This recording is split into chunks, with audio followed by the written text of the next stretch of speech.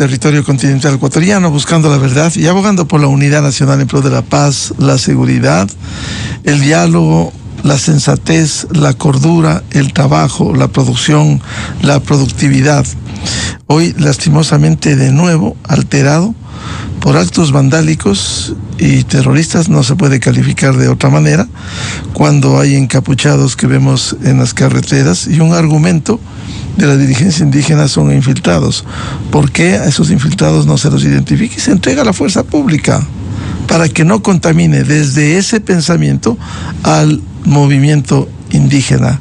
Lo ocurrido este martes, absolutamente condenable, en la provincia del Cañar, cuando se atentó contra la caravana presidencial, algo que ya demuestra los niveles de violencia que se está viviendo en el Ecuador. Quiero dar la bienvenida a los siguientes invitados de la revista de Opinión y Democracia. Gracias por atender esta invitación. Al doctor Henry Cucalón, ex legislador, ex ministro de gobierno, ex candidato presidencial, jurista, y el doctor Andrés Páez, ex asambleísta y académico. Bienvenidos. Quisiera empezar con el doctor Henry Cucalón, a ver, de su experiencia en su trayectoria política, para no repetir hechos como el de octubre de 2019, junio de 2022, usted fue un testigo de cargo en la Asamblea Nacional cuando ocurrió esos hechos violentos que destrozaron a Quito, quemaron luego la Contraloría. ¿Se podría comparar con lo que sucede hoy? Porque hoy vivimos, a diferencia de esos años, un conflicto armado interno que complica aún más las cosas. Doctor Cucalón, buen día. Muy buenos días, don Miguel, un gusto estar aquí, un saludo también para Andrés y para toda la querida audiencia de Radio Democracia. No se puede sino condenar toda manifestación de violencia, y en este caso, el día de ayer, no solamente para cualquier ciudadano, sino un atentado inclusive al jefe de Estado. Eso no puede tener asidero en una democracia, eso no puede tener respaldo alguno, pese a cualquier diferencia política que pudiera existir. Señores, la protesta es legítima, protestar en democracia es válido. Todo proceso de caos, anarquía, vandalismo o barbarie, como profesan algunos de los dirigentes de esta institución, son motivo de denuncia penal y son actitudes que rayan en lo delincuencial y en el crimen. El país no puede tolerar ese tipo de actitudes. Encima, vuelven a amenazar, no con hacer valer sus ideas, sino que hacen gala de que pueden seguir practicando delitos y decir la toma de ciudades, la toma de Quito. Reitero, no de una propuesta, no de una alternativa, no de un diálogo. Y lo peor es que esas jornadas de violencia que ya se vivieron en el 19 y el 22 y que no se pueden repetir bajo ningún concepto, lo hacen supuestamente en aras de defender a los más necesitados, a los más pobres. Mentira. Ese subsidio al diésel está comprobado en los hechos, que una gran parte del mismo iba hacia las economías criminales, no hacia los más pobres. Me parece bien que el gobierno tenga una serie de medidas de compensación, inclusive en la línea del transporte público, que deberá ser subsidiado por el resto de la vida, como en todas partes del mundo. Pero hay que tomar eso como pretexto para tratar de imponer con violencia prácticas, o peor, prácticas sediciosas que conlleven al derrocamiento del orden constituido, no puede ser aceptado. Una pequeña diferencia que veo con el 19 y con el 22 es que hay madurez por parte de ciertos de los actores políticos y de la ciudadanía de no repetir eso, de no repetir la destrucción de las ciudades. Solo en el año 22 costó casi $1.000 millones, casi el valor del mismo subsidio, que es 1.100 millones. Y también de que la gente que siempre quiere estar en la línea de dar un golpe, de derrocar al régimen, hoy no cabe ningún respaldo a eso. No hay una mayoría en esa línea en la Asamblea Nacional, y qué bueno. Y que otros actores políticos o sociales, pese a que no concuerdan o que no son parte del gobierno del oficialismo, respaldan a la democracia, respaldan a un gobierno que está recientemente elegido. Entonces, eso es importante poner sobre el tapete, que los sectores productivos, los sindicatos, los trabajadores, los empresarios, saben que no es la vía correcta. Está absolutamente delegitimado la propuesta que tienen un grupo de ecuatorianos que lastimosamente están cayendo en actitudes criminales. Bienvenido al doctor Andrés Páez. El doctor Páez, a ver, su primer comentario del momento que estamos viviendo, el doctor Cucalón ha criticado cómo debe ser estos hechos violentos, como incluso el atentado ayer a la caravana presidencial. ¿Cómo ve usted? ¿Cómo enfrentar estos momentos? Buen día. Gracias, Miguel. Buenos días. Un saludo a Henry y a todas las personas que nos escuchan. Hay algunas preguntas que los ecuatorianos nos estamos haciendo en este momento. Nadie le ha escuchado ni a Vargas, ni a Issa, ni a Castro, ni a ninguno de los dirigentes de la CONAIE quejarse de las actividades ilícitas de algunas personas que hacen minería ilegal, tampoco de los que contrabandean combustible en las fronteras y tampoco de los que trafican con combustible en alta mar, que son fundamentalmente los tres grupos más favorecidos por el subsidio al diésel que el gobierno ha tirado abajo. Ese silencio seguramente se explica solamente por que seguramente o quizá están poniendo dinero para estas manifestaciones, porque es obvio de que en estas manifestaciones, en estas protestas, hay mucho dinero que no viene precisamente de las arcas de la CONAIE. Y ese dinero se evidencia cuando uno ve la cantidad de suministros que recibe esta gente, la permanencia durante 18 días en las calles, lo cual evidentemente representa un costo, y cuando uno ve la ferocidad con la que algunas de estas personas están procediendo. Incluso se ha revelado un testimonio de una persona que dice que le están pagando $30 diarios. Si nosotros entendemos cuál es el margen de ganancia que tienen campesinos, indígenas, comuneros en su trabajo diario, evidentemente $30 diarios les representa una cantidad muy considerable.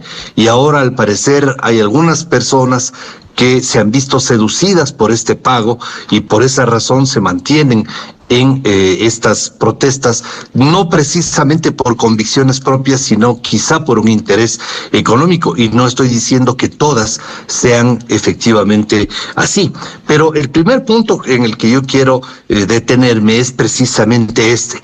¿Quién está financiando estas protestas? Porque es obvio de que hay alguien o algunas personas o algunos grupos que están financiando. Y cuando la CONAIE mantiene silencio respecto de quienes todo el país ha identificado como los grandes beneficiarios del subsidio al diésel, que son, insisto, mineros ilegales, contrabandistas de combustible y traficantes de combustible en alta mar, en lo fundamental, cuando hay ese silencio, podemos suponer que quizá de ese lado es de donde está viniendo el financiamiento.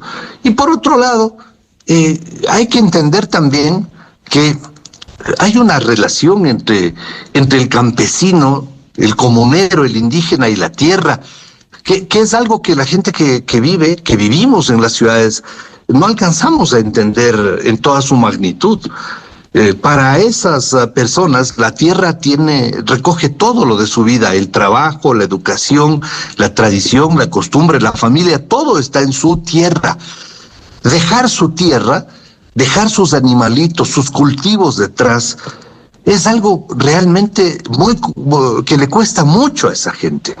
Por eso es que hay un efecto dinamizador de estas voluntades que sin duda tiene que ver con lo económico, mientras que los dirigentes están usándoles de carne de cañón, porque muchos están siendo utilizados a través de estas prebendas que ya he mencionado para que salgan a enfrentar a la policía y estar en estos actos escabrosos de cerrar vías e incluso atreverse a atacar al propio presidente de la República, lo cual es evidentemente un acto de terrorismo. Entonces, también quiero dejar sobre la mesa de discusión este tema, que es la manipulación que sufren muchos indígenas, campesinos y comuneros, porque usted no les ve, Miguel, ni a Isa, ni a Vargas en la primera línea.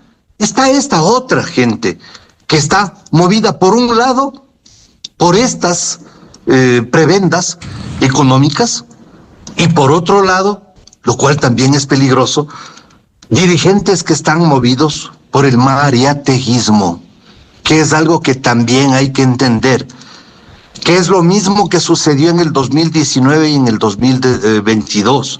Es decir, dirigentes que han sido imbuidos por el pensamiento de Mariátegui, un comunista peruano que escribía textos recogiendo las tesis de Mao Zedong, y que, a diferencia del comunismo soviético, terminó determinando que el motor de la revolución no era el proletariado industrial, los trabajadores de la industria, los sindicatos, sino los campesinos.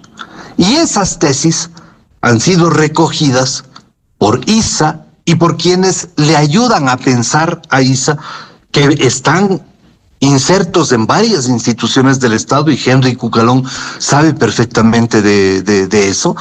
Y estas personas han imbuido este pensamiento de la lucha popular que dio origen al pensamiento Gonzalo, es decir, al evangelio del terror de Sendero Luminoso en el Perú. Pongo esto sobre la mesa porque es una cuestión supremamente grave para el país. Entender que hay personas que, al ver que fracasaron en la vía electoral, como es público y notorio porque llegaron a tener menos del 5% de las adhesiones en las últimas elecciones, han visto que la vía electoral no les funciona y ahora quieren volver sobre la vía insurreccional, que esa es otra cuestión que tiene que ser discutida en este momento y a fondo para entender la tosudez de estos dirigentes que están imbuidos de estas ideas y que creen que hay que llevar estas ideas adelante para provocar una especie de transformación revolucionaria, que es lo que ellos efectivamente piensan. Y por eso no tienen temor de recibir este tipo de financiamiento y tampoco tienen temor de prestarse a estas actividades violentas y de vandalismo que han sido reprochadas por la inmensa mayoría de los ecuatorianos. Doctor Henry Cucalón, ¿cómo poner orden en el país? No es fácil. Ayer el expresidente de la CONAIE, que incita a la violencia, decía esto recién empieza, y él en la campaña presidencial anterior dijo públicamente que la manifestación costó $200 millones, es decir, ¿quién financia estas protestas? Varias consideraciones. Retomo lo manifestado por Andrés. Complemento. Sí, el señor, si escribió el libro Estallido, manifiesta que la solución para el Ecuador es el comunismo indoamericano, que tiene como base el mariateguismo, o la alternativa es la barbarie. No, señores. La alternativa del Ecuador es democracia y más democracia. El imperio de la ley y del orden, y sobre eso progreso, bienestar, empleo. Dicen del financiamiento, sí. Ahora dice que no dijo lo de los 200 millones, pero yo sí me acuerdo que lo dijo. Y voy a hacer un vínculo. He hablado de las economías ilegales. Hay un desglose. Las economías ilegales son minería ilegal fundamentalmente, que se beneficia de este subsidio que no va a los pobres. El contrabando, sin duda alguna. Y hay temas también relacionados al narcotráfico. Yo sí me acuerdo que en las jornadas del año 22, violentas, sediciosas, y eso se ve en los chats de Metástasis, del juicio de Metástasis, cómo el narcotráfico tenía interés de financiar ese tipo de actividades, porque solo así se puede sostener esa operatividad. Tercero, coincido también con Andrés en algo. La actitud de estos golpistas violentos y con prácticas terroristas. Ahora estamos claros por qué se cometió un error en la Asamblea del 22 dándole amnistía, ¿no? Perdón y olvido, ¿no? Ahí no hay ningún acto de constricción, de pensar que es un error político. No, siguen pensando y practicando esta misma teoría de imponer la violencia por encima de las ideas. Pero hay algo que está también de por medio, y lo hemos visto estos días: la pésima o mala aplicación de un concepto. ¿Le parece que es justicia indígena que puedas secuestrar a miembros de la fuerza pública y que digas que es un tipo de retención, que no pasa nada? O sea, un estado dentro de otro estado. Yo respeto tal cual lo que es la diversidad, pero lo que nosotros debemos promover es la integración, pues, no la separación, pues. Somos un solo país, que tenemos características de carácter regional y cada provincia tiene su dinámica, por supuesto, pero todos somos ecuatorianos. Aquí ya hay varios temas que están saliendo a la palestra pública y que hay que ponerlos sobre el tapete. Cuidado esta desnaturalización del tema de la justicia, de pensar que el Estado ecuatoriano, el Poder Ejecutivo, la fuerza pública, el ejército ecuatoriano, glorioso, no puede entrar en ciertas comunidades. ¿A usted le parece lógico eso? Entonces, eso hay que tener claro, ese tipo de situaciones. Por último, en esta primera etapa, ellos están conscientes de que el gran sector de la población en todo el país, no solamente en la ciudad capital, no está de acuerdo con esta práctica violenta, en que los más perjudicados de la destrucción de los bienes públicos y privados son los más pobres, pues, ¿no? ¿Qué es lo que quieren? Ayer ya comenzaron de nuevo otro tipo de amenaza, no solamente contra el jefe de Estado en una caravana, sino que esto comienza a levantarse. ¿Qué es lo que quieren? ¿A qué es lo que buscan? ¿Tener algún tipo de respaldo en la Asamblea? ¿Qué es lo que buscan? ¿Cortar el mandato? No, señores. En democracia, si tú tienes una diferencia con quien detenta el poder ejecutivo o legislativo, debes proponer, pues, en el marco de la ley, cuál es tu propuesta, cuál es tu alternativa, cuál es tu visión económica y política. No solamente si el pueblo lo haya o no haya respaldado en las elecciones, que evidentemente no lo respaldó, pero las ideas están ahí, las propuestas están ahí. ¿Por qué no lo hacen? ¿Por qué no hay una mesa de diálogo con gente sensata, coherente, no con dirigencia que promueve actos de terror, para ver dónde llegan las compensaciones? Eso sería válido, porque es perfectible. Creo que se ha hecho bien, pero se puede mejorar, pero no con la decisión de Estado. Que le digo una cosa: si yo fuera presidente y lo reemplazara al presidente Noboa, yo mantendría esa eliminación de ese subsidio, que es un despropósito a todas luces, pernicioso. Miles de millones de dólares a lo largo de décadas tirados al tacho, que no han beneficiado al sector productivo, no han beneficiado a los más pobres del país. Así que, señores, todo lo que conlleve actitudes cuyo fin no es ni dialogar, ni llegar a una salida en común, ni promover un cambio normativo o un cambio de políticas del gobierno, que sería válido, sino solamente derrocar, golpear y sembrar el terror, cuenta desde ya en esto como un solo puño, con una ciudadanía activa que respalde el orden constituido, que en este caso está representado por un presidente de la República. Doctor Cucarón, a ver, usted se ha referido también a ese error de las amnistías.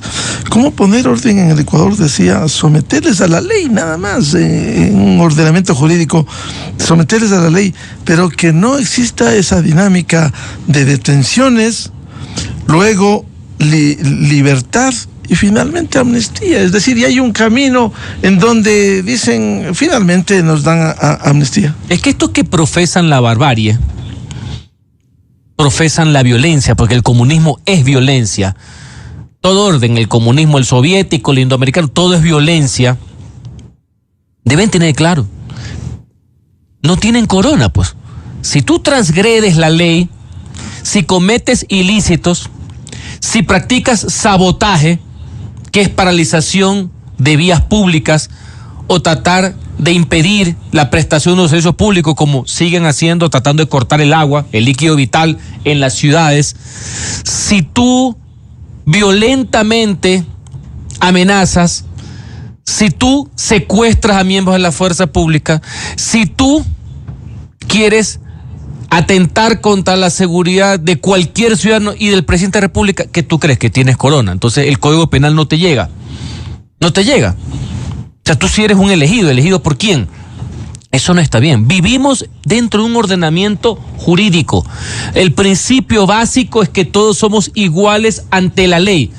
Ellos no luchan contra las desigualdades. ¿Pero qué tipo de desigualdad es esta? Que tú tienes patente de corso para violar todo, para amenazar a todo el mundo, y no pasa absolutamente nada. Ahí es que recojo la lección histórica, que es haber dado una amnistía, que es perdón y olvido. No solamente por el hecho político, en este caso había crímenes de por medio, no un hecho político, el acto político por naturaleza, sino cuando no hay ánimo de enmendar lo que conllevó, pues, la amnistía. Porque continúan haciendo lo mismo. La amnistía fue por los hechos del 19, lo volvieron a cometer en el 22, y hoy, de forma más lenta hasta cierto punto, de forma más focalizada, con muchísimo engaño, comparto con Andrés, muchísimo engaño con muchos compatriotas ecuatorianos que trabajan la tierra, que piensan que les están perjudicando cuando hay compensaciones, hay bonos, etcétera. ¿Para qué? ¿Para qué? Si saben que la vía electoral y democrática no es lo suyo, ¿qué es lo que tienen? Cuando tú tienes una diferencia con un legislador, con un ministro o con un presidente, la salida está en la misma ley, en la misma democracia, no en prácticas salvajes, no en prácticas que son de carácter terrorista. Yo quiero dejar esto bastante claro. Aquí nadie está por encima de la ley. Si yo mañana vengo y cometo ese ilícito, me va a caer todo el peso de la ley, sin perjuicio de las críticas que puedo tener al sistema de justicia. Así que no está bien eso, ¿eh? En esto hay que comprender, y también el gobierno, una lección, en el sentido positivo, que este no es un juego del todo o nada. Podemos ser críticos de ciertas actitudes, podemos tener diferencias en ciertas cosas, pero jamás tratar de respaldar o alcahuetear con quienes no creen en la democracia, quienes no creen en la ley. En eso seremos un solo puño, defendiendo no solamente la capital de los ecuatorianos, sino el Ecuador entero y el sistema democrático. Vamos a hablar de Quito también. Doctor Andrés Páez, a ver, ¿cómo poner orden? ¿Cómo someter a la ley, si vivimos una democracia, un ordenamiento jurídico, para que no se sigue el camino del 19, del 22, detenciones, luego libertad y luego amnistía? Y también para que comente lo de la justicia indígena que decía el doctor Henry Cucalón, en donde, claro, hay que recordar un dictamen de la Corte Cervecera de hace más de 10 años, cuando dijo que la justicia indígena puede tratar en sus territorios, como dice la Constitución, pero todos los delitos menos contra la vida. Es decir, a pretexto de eso, están haciendo lo que quiera con la justicia indígena. Pero allí sí, solo justicia indígena. Pero para la amnistía se enmarcan en el ordenamiento jurídico y lo han logrado, doctor Páez. Esta gente que está siendo manipulada, que yo creo que son la inmensa mayoría, estoy convencido de que la inmensa mayoría de gente está siendo utilizada por dirigentes inescrupulosos para ponerles en la primera línea de combate y para moverles a las actividades violentas y de vandalismo. Esta gente representa también una trampa que le está tendiendo la CONAIE al país entero. ¿Y por qué digo esto? Porque ellos en su pensamiento, los dirigentes, están imbuidos por la tesis de la lucha de clases, que es una de las razones por las cuales no se sientan a negociar. Porque ellos piensan que la lucha de clases es un dinamizador del proceso revolucionario, entre comillas, y porque la lucha popular no puede tener descanso, tesis claramente del maoísmo, del mariateguismo y de Sendero Luminoso. ¿Por qué digo esto? Porque esta gente utilizada, al mismo tiempo que es manipulada por estos dirigentes inescrupulosos, también está siendo objeto de un sinnúmero de vituperios y epítetos hasta racistas que evidencian que hay un sector de la sociedad que también cayó en la trampa. Lo que los dirigentes de la CONAIE quieren es esa polarización. A esta gente que le manipulan, que otra parte de la sociedad les vituperie, les insulte, les calumnie, les endilgue calificativos racistas para generar eso que ellos entienden como un caldo de cultivo, que es la lucha de clases, primero. Segundo, estas personas que están ahí tienen sus propias realidades y creo que en este aspecto hay que llamar la atención del gobierno en los mismos términos que lo dije en el año 2022 y desgraciadamente no me escucharon. Dije en ese entonces y lo vuelvo a repetir ahora. Hay que hacer que las políticas del gobierno aterricen en las realidades de la gente. Esa gente necesita que sus escuelas comunitarias estúpidamente cerradas durante el correísmo sean reabiertas. Quieren cupos para sus hijos para que estudien en las universidades. Quieren tener conectividad en las zonas marginales, en los campos, porque ahora la telefonía celular para ellos es una herramienta de trabajo para poder negociar con los productos que ellos están generando en sus cultivos y con sus animalitos. Quieren tener mejores vías para no ser inclementemente explotados por los intermediarios que, por ejemplo, en la provincia de Bolívar compran al campesino un costal de zanahorias en $1. Eso no me han contado, a mí me consta, yo estuve ahí, en $1 en Hecha Leche, $1 el costal de zanahorias, y en el mercado de Ambato lo venden entre $10 y $12 el mismo costal. La ganancia para un grupo de sapos intermediarios, mientras esos campesinos no sacan ni siquiera los costos de producción y por eso siguen siendo más pobres. Hay que entender que si es que no se dinamiza la economía de esta gente, seguirán siendo utilizados, manipulados y seguirán siendo la carne de cañón y también terminarán siendo objeto de estos descalificativos racistas que no están bien, por cierto, porque eso significa caer en la trampa de la CONAIE, de los dirigentes de la CONAIE. Y el tema de la justicia indígena es mucho más grave de lo que cualquiera pueda imaginar. Hay un caso de violación de un chico de 14 años que lo resuelven, entre comillas, en justicia indígena sin tener competencia para eso, y la Corte Constitucional refrenda esa práctica. Estafas, expropiaciones de tierras, escrituración de documentos, todo refrendado por la Corte Constitucional. Si quiere, Miguel, podemos hacer un programa solamente para mostrar las sentencias de otro tipo de barbarie que significa lo actuado por la Corte Constitucional, tratando de consagrar un Estado dentro de otro Estado. Y la justicia indígena tiene una connotación totalmente diferente que sería muy largo explicar el día de hoy, pero que evidentemente ha sido trastornada y desquiciada, especialmente con la complicidad de la Corte Constitucional, que hace política constitucional más que justicia constitucional. Entonces, creo que tenemos que enfocar estos temas y entender que mientras esa gente esté sometida a la amenaza de la justicia indígena, a la manipulación de los dirigentes, que están financiados de una manera muy extraña, por cierto, y por decirlo de alguna forma, si esa gente se mantiene en condiciones de extrema pobreza, de marginalidad, si sus hijos no tienen cupos en las universidades, si es que no tienen acceso a la educación, a la tecnología, a la conectividad, que es una demanda tan importante, si no se hace la vialidad rural a través de las prefecturas, que han terminado siendo un gran fiasco, convertidas en agencias de activismo político como la prefectura de Pichincha, que debería haber volcado sus esfuerzos a la vialidad urbano, marginal y rural, como se lo hizo tiempo atrás con un prefecto muy recordado en la provincia de Tungurahua. Si es que no se hace eso, esta gente va a seguir siendo utilizada.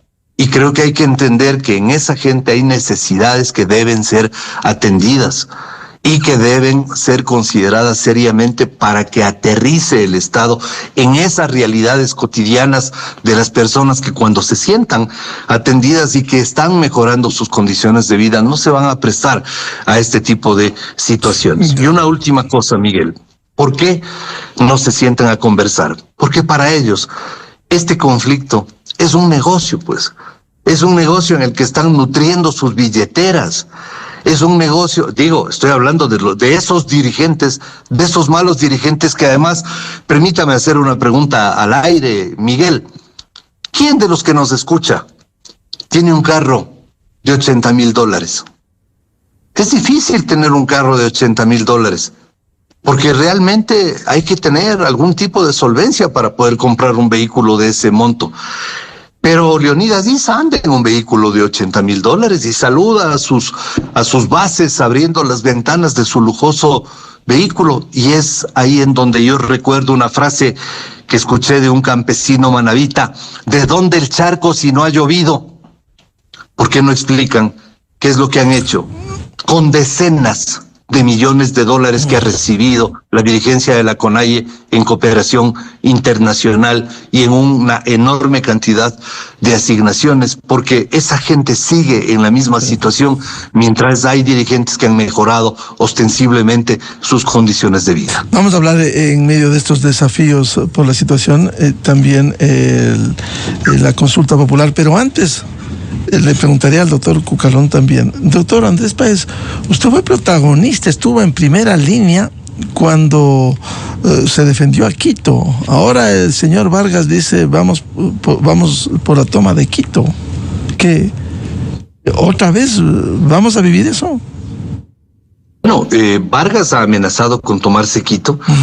Yo he estado todos estos días trabajando con grupos, con dirigentes, tratando de estructurar una malla mínima para poder activarnos en el momento oportuno.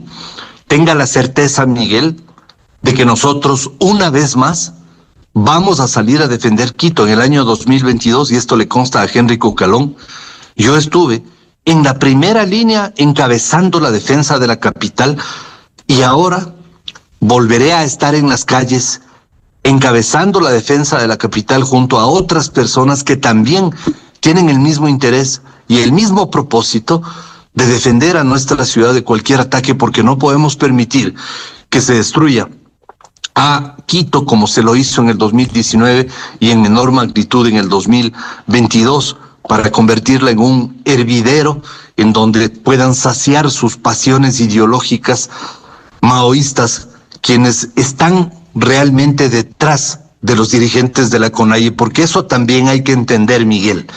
Detrás de esos dirigentes inescrupulosos hay otros tantos que les ayudan a escribir libros, que les ayudan a redactar discursos y que son los que están imbuyéndoles el maoísmo, el mariateguismo, y que les redactan las consignas en función de lo que se llama en el Perú el pensamiento Gonzalo, que es lo de Abimael Guzmán, la producción de Abimael Guzmán.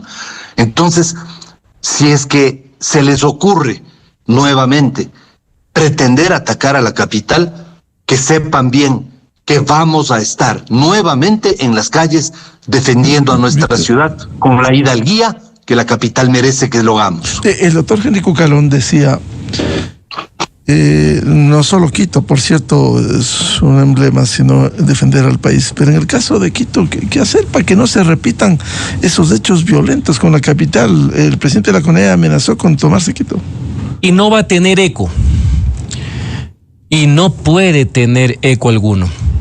Uno de los motivos por el cual en el 23 no se repitió estas jornadas de violencia camufladas de protesta fue porque básicamente los mismos ciudadanos de la capital, por más descontento que pudiera existir por una u otra medida del gobierno de turno, saben que no es lo conveniente. No solamente que es ilegal, no, ¿qué gana los ricos, los pobres, los ciudadanos, la clase media, el trabajador, el empresario, el empleo público, el empleo privado, que gana destruyendo bienes públicos y privados. Entonces, no creo que tenga asidero. Pero como quieren crear y sembrar terror, deben tener claro que no solamente la fuerza pública, sino una ciudadanía activa tiene que salir a defender la ciudad. Segundo, eso que sucedió en el 2019 y en algo el 22, no hubiera sido posible sin cierta complicidad de autoridades locales. Hoy deben estar claros que deben estar con su pueblo, con los ciudadanos, con sus mandantes y con el imperio de la ley. Eso es importante tenerlo claro. Nada de esas movilizaciones, nada de eso, esas facilidades que se les dieron, hubiera sido posible sin cierta complicidad de autoridades. No creo que sea el caso ahora, ¿no? Claro, fue en esa época, pero ahora tampoco vemos defendiendo esto, la prefecta Pichincha, el prefecto de Imbabura. Tienen que hacerlo porque el pueblo ecuatoriano, en este caso el pueblo de Quito, está indignado con la situación, de todo orden, sin distingo social o clase económica. Nadie quiere sentirse amenazado en su cotidianidad. Debemos reemplazar este tipo de prácticas por la civilidad. Señores, eso no es muestra de debilidad alguna. Así que no lo podemos permitir. Y creo, entre lo positivo, que hay la sensatez y la madurez suficiente, porque antes también, estimado Miguel, había otros grupos políticos a quien no les caía bien estos dirigentes del comunismo interamericano, pero como el fondo no querían al presidente Moreno y no querían al presidente Lazo, querían actuar con mano ajena, pues crear el escenario del caos y la incertidumbre para saciar sus apetitos voraces o sus venganzas personales. Hoy, y rescato este ejercicio que estamos teniendo aquí, no significa que somos parte del partido de gobierno, etcétera, pero hay una unidad de propósito, pues, que es defender a la gente, defender el orden constituido. Si queremos presentar otro tipo de alternativas, las tenemos. Próximamente habrá una consulta popular, pues. ¿Quieres cambiar las cosas? Pues vamos a la vía, pues, de la consulta y de la constituyente. ¿Tienes algunas diferencias con lo que está sucediendo? Esas son las alternativas. Y cuando los gobiernos cometan actos ilegales, gobiernos nacionales, gobiernos locales, señores, demandas, protestas, sí, demandas la inconstitucionalidad, los pones ante los tribunales. No ha de ser que las balas reemplacen a los artículos. No. Y otro tema adicional, veo por ahí que quieren equiparar la ilegalidad de la fuerza, el terrorismo, con el de la fuerza pública. No, señores. Todo exceso de la fuerza pública debe ser condenado. Pero por algo es fuerza pública. Por algo el Estado tiene el monopolio de la fuerza para imponer el orden. Pues eso es lo que nos hace un Estado. Eso es lo que nos hace una república. Cuidado, porque ya he leído por ahí, quieren ponerlo a la par. No, pues el Estado debe actuar, pues, obviamente, para impedir ese tipo de exceso. Y cuando algún miembro de la fuerza pública comete una ilegalidad, pues tiene que ser condenado. Tiene que caer todo, pero sin ningún problema. Pero no puedes poner en duda que el Estado tiene que actuar con fuerza, obvio, para darnos tranquilidad y paz al resto de ciudadanos. Así que todo el país está con Quito, todo el país está con la capital, y en este tema las autoridades deben saber que hay una gran convergencia nacional a favor de la democracia, de la paz, de la estabilidad, de la convivencia pacífica, y no del comunismo indoamericano y del terror. Usted se refirió, el escenario puede ser para una disputa política, la consulta popular del 16 de noviembre, se convoca asamblea constituyente, y si el presidente ha dado pistas sobre el tipo de carta magna que se busca aprobar, ese es el escenario. ¿Y cómo mira usted? El escenario de la deliberación democrática, tampoco de cambiar desastre, ¿no? Cuidado, solo cambiamos la constitución de A por la de B, y eso va a ser una decepción colectiva. Por supuesto, ese es el espacio normal de contrastar ideas y de posiciones y de buscar los consensos, porque esa carta magna, la nueva, que ojalá se dé, no es la carta magna de los vencedores por sobre los vencidos. No, es la de todos, que obviamente con reglas de mayorías tiene que ser aprobada. ¿Y por qué digo aquello? Porque cuidado caemos en los errores de Montecristi, no solamente en los reglamentarios, no solamente en la posición estatista, no solamente en el listado de deseos y de Papá Noel que tiene la Constitución, más allá del fracaso del modelo orgánico institucional de los 5 poderes, que está de más decir, tenemos que regresar a los 3, un verdadero Estado de Derecho. Sino es que esto debe ser aprobado pues finalmente en un referéndum. Si solo buscamos polarizar, como sucede a veces en las elecciones, cuidado nos pasa lo de Chile, ¿no? Aquí quienes están convocando al presidente, que tiene legitimidad democrática, y quienes respaldan los cambios, deben tener claro que aquí hay una convergencia. Si no, la Constitución no va a ser aprobada. Mucha gente ha criticado que en el estatuto se pongan 2/3 partes para aprobar temas de reformas de Estado, económica y finalmente la aprobación en sí de la propuesta de Constitución. Yo en cambio lo saludo. Debió haber nacido de la voluntad, pero es una forma de generar el consenso y la convergencia. Recordemos que la constituyente Sangolquí, la del 97-98, más del 90% de las votaciones se dieron por unanimidad. Entre en ese momento los partidos que representaban a la izquierda y los partidos que representaban a la derecha. Así que ese es un ejercicio que yo saludo, pero cuidado lo reducimos al simplismo de cambiamos 2 artículos por aquí y 2 artículos por acá, porque han dado muy pocas señales en el tema. Y hay algunos que piensan que la Constitución es un código penal. No, señores. La Constitución es una declaración de principios. Establece mínimos, el resto se desarrolla en un cuerpo legal. No es un plan de gobierno de nadie, no es para complacer a ningún presidente. Y lo que hace es establecer un régimen de derechos y garantías básicos, obviamente, y cuál va a ser el régimen orgánico, cómo funciona el Estado. Hernán Salgado le llama en su obra el Estatuto del Poder. Obvio, yo por ejemplo creo que el cambio a nivel legislativo debe ser integral. No debe ser solamente cambiarle a Congreso, que entre comillas me gusta más el nombre de Congreso que Asamblea, pero ya escuché por ahí que ese es el gran cambio. No, señores, no es que el cambio es cosmético y poner menos legisladores, que también estoy de acuerdo. No. El cambio en el legislativo debe ser de fondo. Integrantes, conformación, formas de elección, atribuciones, elecciones por periodos, en mi criterio, 2 cámaras. O sea, hay muchísimas cosas más. No solamente cambiarle el nombre al Congreso, por si acaso, de una vez estoy diciendo, porque si esa va a ser el gran debate y la deliberación, nos quedamos de año, ¿no? Doctor Andrés Páez, para concluir, a ver, el escenario de la consulta popular y la constituyente.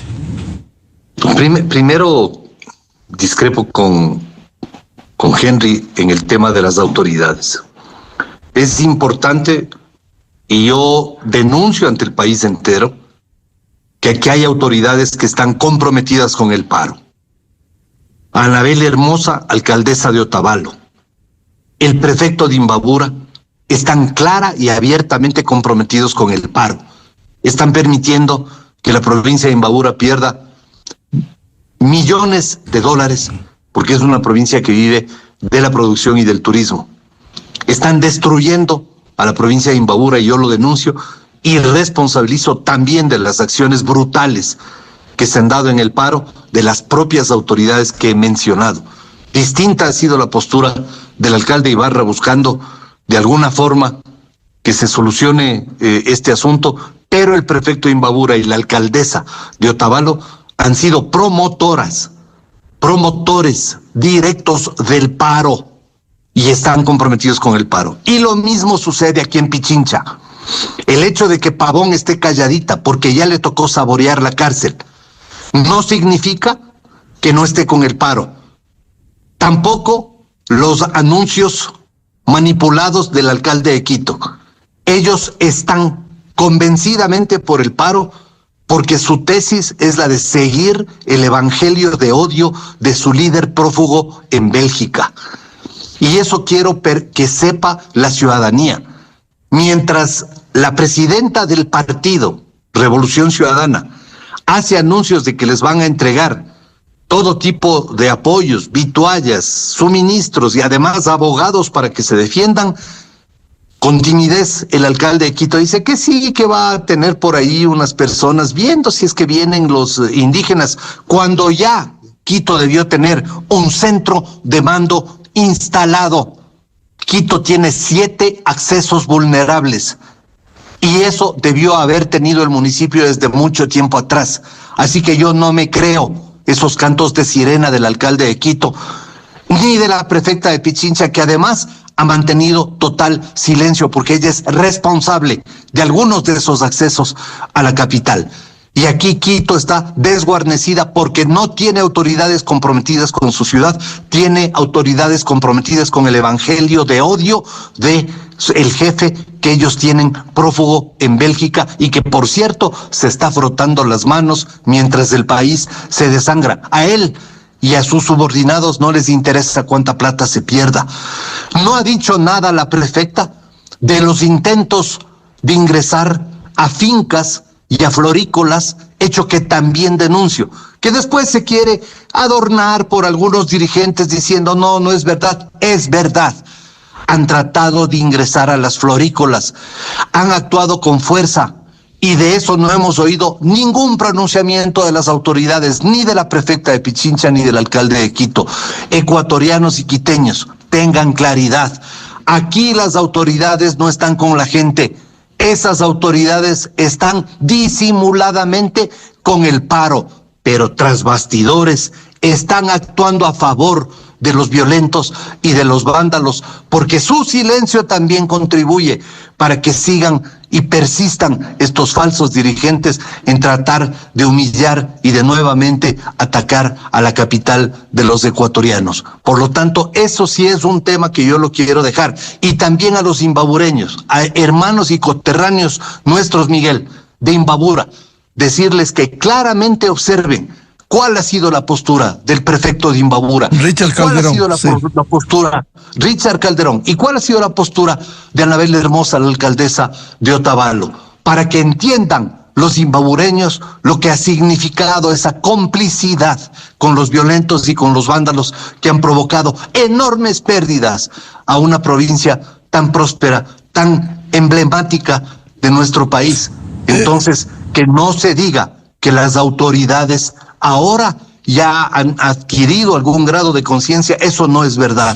Las autoridades son cómplices de los violentos y de los vándalos, porque otras serían las actuaciones si es que ellos realmente estuvieran con la gente. Aquí no queremos disimuladas declaraciones del alcalde. Aquí necesitamos un puesto de mando que debió haber sido ejecutado hace 2 años, no ahora, al apuro, decir que hay unas 2 personas ahí en el acceso sur viendo si es que entran o no unos camioncitos con indígenas. Eso no sirve de nada. Quito no tiene un puesto de mando. Quito está abandonada por sus autoridades. La prefectura de Pichincha ha sometido al abandono al Ecuador entero, a la provincia entera, y eso yo abiertamente lo denuncio. Y muchas gracias por la oportunidad que me ha brindado Miguel. Sí, igualmente un afectuoso saludo con el cariño de siempre a Henry Cucalón. Un apunte rápido, doctor Páez. Tengo preguntas ciudadanas. Dice, ¿cómo bajar la tensión en Quito si el alcalde de la capital pone más leña al fuego? Dicen. Se quiere ahorita revisar el precio del pasaje. Y ¿dónde, le preguntan, dónde se van a reunir a la cabeza usted para defender a la capital? ¿Quieren saber el lugar? El punto de reunión, aunque no está todavía la fecha fijada, pero el punto de reunión va a ser la ex tribuna de los Iris, porque el alcalde pensó que tumbando la tribuna nosotros vamos a dejar de utilizar ese sitio como un sitio de reunión. Pero ahí donde era la tribuna y donde han puesto ahí unas 4 flores y unas 2 caminerías, ahí nos vamos a seguir reuniendo. No los que nos descalifican como los quiteños de bien, no.